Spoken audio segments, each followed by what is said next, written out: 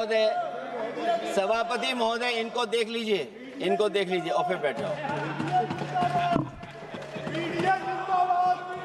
सभापति महोदय, राजभर जी आप बैठिए, आपके नेता बोल रहे हैं। सभापति महोदय, वंदे मातरम का भाव ये भी था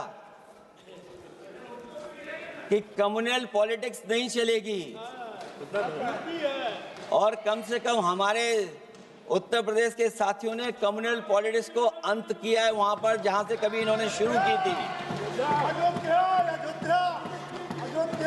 और सभापति महोदय, वंदे मातरम एक भाव के रूप में हमारे अंदर बसा है, चाहे उसके शब्द ना याद हो, चाहे अर्थ ना मालूम हो, चाहे पूरा याद ना हो, उस सच्चे भारतीय के अंदर देश प्रेम की भावना जगाने के लिए इसके दो शब्द ही काफी हैं।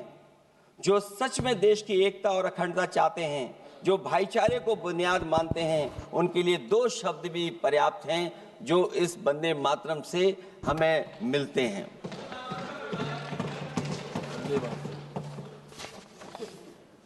दूसरा किस्सा सुना दो अध्यक्ष महोदय।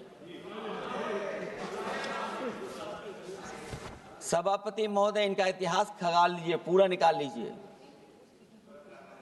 चुनावी सभाओं में कभी बाबा साहब भीमराव अंबेडकर जी की तस्वीर ये लोग नहीं लगाते थे।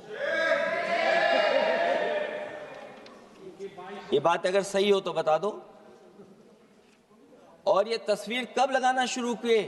इनका एक सहयोगी साथी संगठन, जिस समय समाजवादी पार्टी और बहुजन समाज पार्टी ने मिलकर के इन्हें उत्तर प्रदेश में हरा दिया था, उसी दिन के बाद से बाबा साहब भीमराव अंबेडकर की प्रतिमा और तस्वीर लगाने लगे।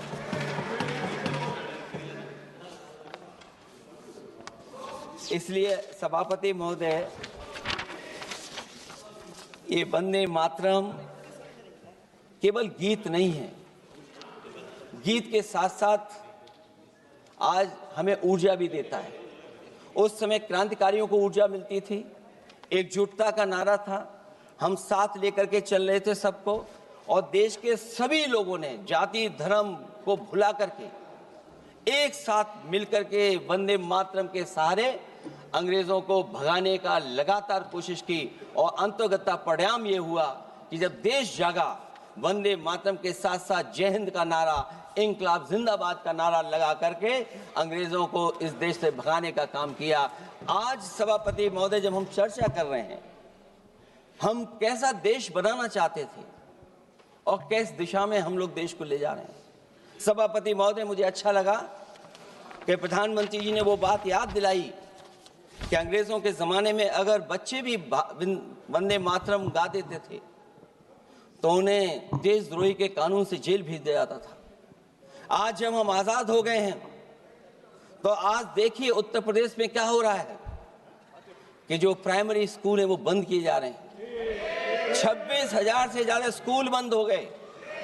और जब बच्चों को पढ़ाने के लिए हम लोगों ने जिम्मेदारी उठाई, पीढ़ी के समाज के लोगों ने जागरूक होकर के पढ़ाने की कोशिश की, तो कभी अंग्रेजों ने मुकदमा लगाया था बच्चों पर देशद्रोह का। आजादी के बाद भारतीय जनता पार्टी की सरकार ने वहां पर मुकदमे उन पे लगाए जो पढ़ने गए और जो पढ़ाने गए। तो इसलिए वंदे मातरम का भाव जो था, उसी भाव से जुड़ करके हम सब मिल करके इस देश को और मजबूत करें। यही हमारी भावना है, यही हमारी सदस्यों की भावना है। जब हम 150वें वर्ष में याद कर रहे हैं तो वहीं हम ये याद करें कि जिस भावना से वंदे मातरम को हम लोगों ने देश के सामने गा गा करके अंग्रेजों को भगा दिया, ये देश कैसे मजबूत हो, एकजुट कैसे हो, बिना भेदभाव के, और संविधान से कैसे चलें, क्योंकि ये संविधान से ही मिला हुआ हमें गीत है। इसलिए इस गीत के माध्यम से हम किसी पर टिप्पणी और किसी पर थोपने की कोशिश न करें और न किसी पे दबाव बनाने की कोशिश करें। आपका सभापति जी का बहुत बहुत धन्यवाद। डॉक्टर कौकोली घोष दस्तीदार जी। वंदे मातरम, जय हिंद। नमस्कार सभापति महाशय, আজকের আলোচ্য বিষয় বন্দে মাতরমের সার্ধ শতবর্ষর উদযাপন। এই সভার বাইরেও সমগ্র দেশবাসীর কাছে আমার শ্রদ্ধাপূর্বক নিবেদন, হোক বন্দে মাতরম শুধু জাতীয় গীত নয়, শুধু প্রার্থনা নয়, শুধু কাব্য নয়, এ প্রত্যেক ভারতবাসীর হৃদয়ের গভীরে এক সংকল্প, এক চেতনাবোধ সৃষ্টিকারী আবেগ, যা হাজারো হাজারো লাখো লাখো কণ্ঠে ধ্বনিত হয়ে ভারতবর্ষের স্বাধীনতা সংগ্রামকে এগিয়ে নিয়ে যেতে উদ্বুদ্ধ করেছিল। অবশ্য আজ যারা ক্ষমতাসীন তাদের পক্ষে বোঝা মুশকিল, কারণ মুচলেকা দিয়ে তাদের পূর্বসূরি সাভারকর যখন নিজের মুক্তি সুনিশ্চিত করতে এবং ব্রিটিশ সাম্রাজ্যবাদের তাবেদারিতে নিযুক্ত হয়, তখন কিন্তু 64%, 585-র মধ্যে 398 জন বাঙালি সেলুলার জেরে আপন মুক্তির কথা না ভেবে দেশ ও মাতৃকার মুক্তির জন্য লড়ছে।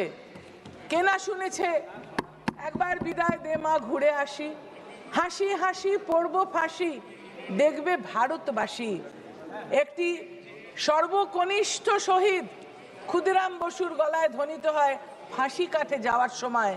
তখন আজকের শাসক দলের যারা তৎকালীন পূর্বসূরি, তারা মুচলেখা দিয়ে ব্রিটিশ সাম্রাজ্যবাদের কাছে নতজানু হয়ে ভারত